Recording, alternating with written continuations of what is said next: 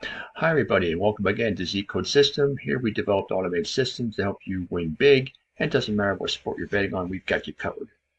We're going to get into some Major League Baseball action for September the 1st, but before we do, we're going to invite you to join. You see, you will have access to the VIP club section. All these tabs across the top will help you make your picks. Okay, so we're down to the last month before the playoff starts. There's a lot of important matchups to be played throughout this month to determine playoff positioning. So let's get started with 4 of these games.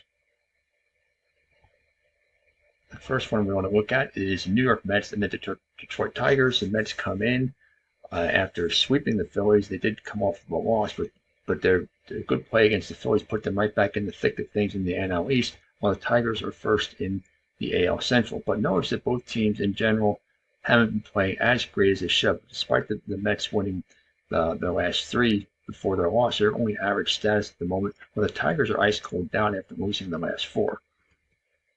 You notice that the over-under the teams are trending in game over the line, 8 out of the last 12 between the two teams combined, and the score prediction has the Mets 8, Detroit 5. But the confidence in that prediction is still only 45%. If we look at the power ranks indicator, you see the Mets here are at plus 18, even though on a downward trend, and the Detroit really on a downward trend from 25 down to plus 7 just over the last week. If we take a look at a few other things, the head-to-head matchups of teams did not yet meet this season. Last season, in 3 games, Detroit won 2 out of 3 in New York. If you take a look at the stability factor, how consistent the teams are, with regard to their favorite underdog status, you see Detroit is much more consistent at plus 25 compared to the Mets, who were as high as plus 20, and they are now down to plus 13 in that category. Okay, so now we will look at a few other things. A couple other things we have here is a scoring differential edge is in favor of Detroit by plus 85 to plus 61. And you see here the big thing here is the standings as far as home and away. Detroit is 44 and 25 at home. Excellent. While New York has struggled to 28 and 37 on the road. I think that's going to be a deciding factor here. I like the Tigers in a win this time in a game over the line. Okay, the next one we want to look at is Cleveland at Boston. Cleveland comes in, winners of the last 2, average up 2 and 4 over the last 6, while Boston burning hot, winners of 5 out of the last 6, and they're 7 and 3 over the last 10. And they are in good position now in the AL East, just a few games out.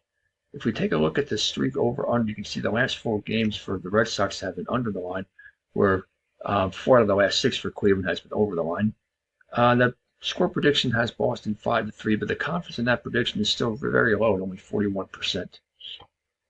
On the power ranks indicator, you see Cleveland was way down here. They are up to plus 16 at the moment, and Boston is very high among the tops in the league right now at plus 26.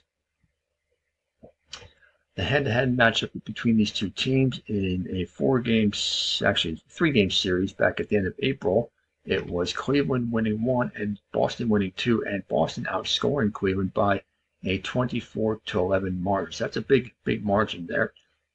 For the season, the scoring differential edge is for the Red Sox and is a huge one at plus 108 to minus 85. In addition, Cleveland is a game under 500 on the road, while Boston is excellent 41 and 25 at home. You can see where this is heading, where the trend is here. I like Boston to continue to dominate play over Cleveland, but this time I'm going to pass on the over-under. Okay, the next one we take a look at is going to be, scroll down through, you see it's a full slate of games for Monday. Here it is, Philadelphia and Milwaukee, 2 of the top teams in the league, battle it out, although neither team has been playing that well lately. You see the Phillies 3 and 3 over the last 6, and Milwaukee is ice cold down 2 and 4 over their last 6. You can see the over-under streak is identical over the last 6 games, 4 up and 2 under, and the 4 over and the 2 under are exactly the same game. So that's a very interesting thing to look at.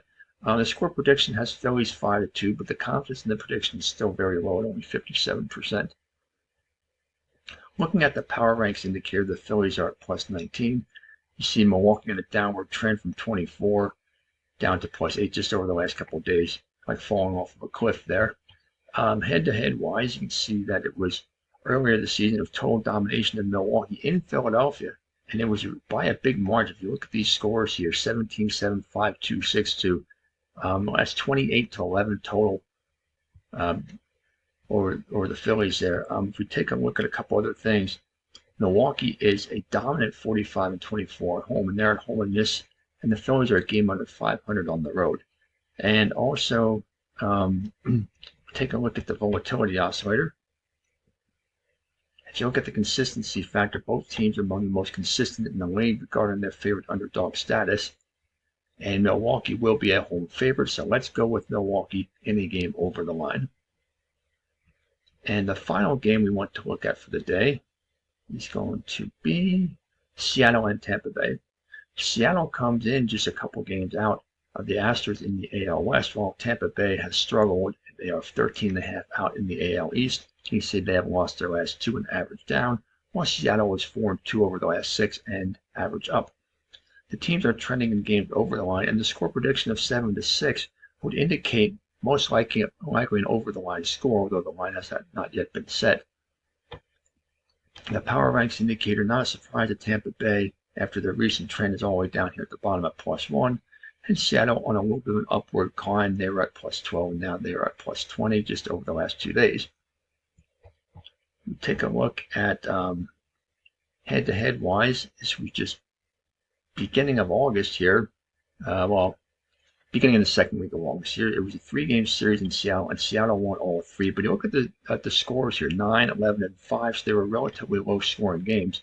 The 11-run game wasn't really that low-scoring, but the other 2 were. So the trend might be under the line in this one. We'll take a closer look in a moment at that. So it is a scoring differential edge for the Rays, surprisingly, even though they have a much worse record, but +38 to +25. The Rays are a game under 500 at home, and the Mariners are 31 and 35 on the road. So it's really kind of a toss of a coin here, but I think I'm going to go with the Rays at home in this one, and I'm going to go on the lower scoring trend as we had seen earlier this season in the 3-game series. So I like the Rays in the game under the line. Okay, so there you have it. Those are the games for Major League Baseball for September 1st. Happy betting. See you next time.